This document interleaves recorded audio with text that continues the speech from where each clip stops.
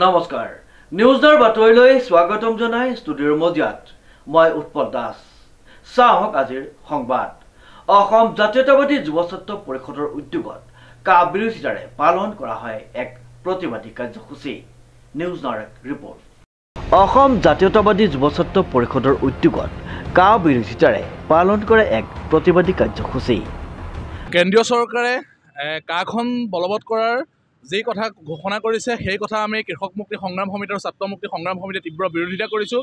আজি অসম জাতীয়তাবাদী যুৱ ছাত্ৰ পৰিষদে যি কেন্দ্ৰীয় সমিতিৰ নিৰ্দেশ মৰ্মে তেওঁলোকে যি কাৰ্যসূচী ঘোষণা কৰিছে তাত আমি কৃষক মুক্তি সংগ্ৰাম সমিতি আৰু ছাত্ৰ মুক্তি সংগ্ৰাম সমিতি অংশগ্ৰহণ কৰিছোঁ। আৰু আজি আমি ইয়াৰ পৰাই স্পষ্টভাৱে ক'ব খোজোঁ কেন্দ্ৰীয় চৰকাৰক আৰু অসম চৰকাৰৰ মুখ্যমন্ত্ৰীক আমি কোনো কাৰণতে অসমীয়া কা নেমানো। অসমীয়া কা ইতিমধ্যে কা কি বস্তু আমি বুজি পাই গৈছোঁ আৰু কোনো কাৰণতে আমি কা নেমানো।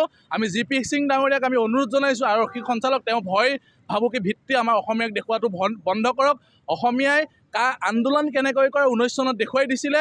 অসমীয়া প্ৰত্যেকজন মানুহ গাঁৱৰ বালকৰ পৰা একেবাৰে বৃদ্ধ বনিতালৈকে সকলো ৰাজপথলৈ ওলাই আহি কা কেনেকৈ বিৰোধিতা কৰে দেখুৱাই দিছিলে। কিন্তু সেইটো সময়ত আমাৰ নেতৃত্বৰ ভুল বা চৰকাৰ পক্ষখন আন্দোলনৰ লগত জড়িত হৈ সেই আন্দোলনটো ধ্বংস কৰিছিলে। কিন্তু এতিয়া আমাৰ আন্দোলনকাৰীসকলে সম্পূৰ্ণৰূপে আন্দোলনটো মষিমূৰ কৰিব নোৱাৰাকৈ আমি আগবাঢ়ি যাম আৰু ইয়াৰ কেন্দ্ৰীয় চৰকাৰক আমি ইয়াৰ পৰা সকীয়াই দিছোঁ কা অসমত বলবৎ নকৰিব, অন্যথা ইয়াৰ ভয়ংকৰ পৰিণাম ভুগিবলৈ আপোনালোক সাজু থাকক। উল্লেখযোগ্য যে 7 মাৰ্চ বৃহস্পতিবাৰে জিলা আয়ুক্তৰ কাৰ্যালয়ৰ সন্মুখত কাৰ বিৰোধিতাৰে ৰূপায়ণ কৰা হয় অৱস্থান ধৰ্মঘট কাৰ্যসূচী। কা বলবৎ কৰা যি ষড়যন্ত্ৰমূলক সিদ্ধান্ত গ্ৰহণ কৰিছে চলিত মাহৰ প্ৰথম ভাগতে, এই ক্ষেত্ৰত অসম জাতীয়তাবাদী যুৱ ছাত্ৰ পৰিষদে তীব্ৰভাৱে বিৰোধিতা কৰিছে।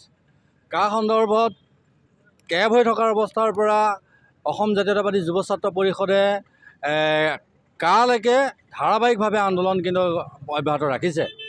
এই জাতিধ্বংসী আইনখন কেন্দ্ৰীয় চৰকাৰখনে যি ধৰণে তেওঁলোকে বিশেষকৈ অসমত জাপি দি পেলাই সমগ্ৰ অসমীয়া ভাষাটোক নিঃশেষ কৰাৰ লগতে অসমীয়া ভাষা সংস্কৃতি আৰু অৰ্থনৈতিক দিশত এক ব্যাপক আঘাত আনিবলৈ চেষ্টা কৰিছে। ধৰ্মৰ ভিত্তিত বিদেশীসকলক নাগৰিকত্ব দিয়াৰ কথা তেওঁলোকে যি ধৰণে কৈছে বা নাগৰিকত্ব আইনৰ জৰিয়তে নাগৰিকত্ব দিয়াৰ কথা কৈছে, এই ক্ষেত্ৰত অসম জাতীয়তাবাদী যুৱ ছাত্ৰ পৰিষদে বিৰোধিতা কৰিছে।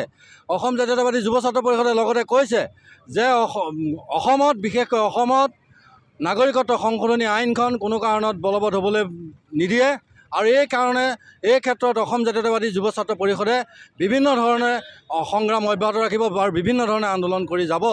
এই জাতিধ্বংসী আইনখনৰ ওপৰত 2019 চনতেই অসম জাতীয়তাবাদী যুৱ ছাত্ৰ পৰিষদে দিল্লীৰ উচ্চতম ন্যায়ালয়ত গোচৰ তৰিছিল আৰু বৰ্তমান গোচৰ চলি থকাৰ অৱস্থাতো কেন্দ্ৰীয় চৰকাৰখনে এই আইনখন বলবৎ কৰাৰ কথা ষড়যন্ত্ৰমূলকভাৱে তেওঁলোকে বলবৎ কৰাৰ ব্যৱস্থা কৰিছে।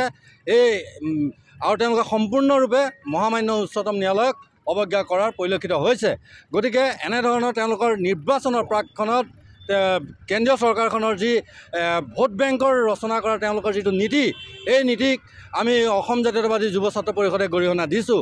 গতিকে এনে এখন জাতিধ্বংসী অসাংবিধানিক আইন অসম জাতীয়তাবাদী যুৱ ছাত্ৰ পৰিষদে কোনো কাৰণতে মানি নলয়।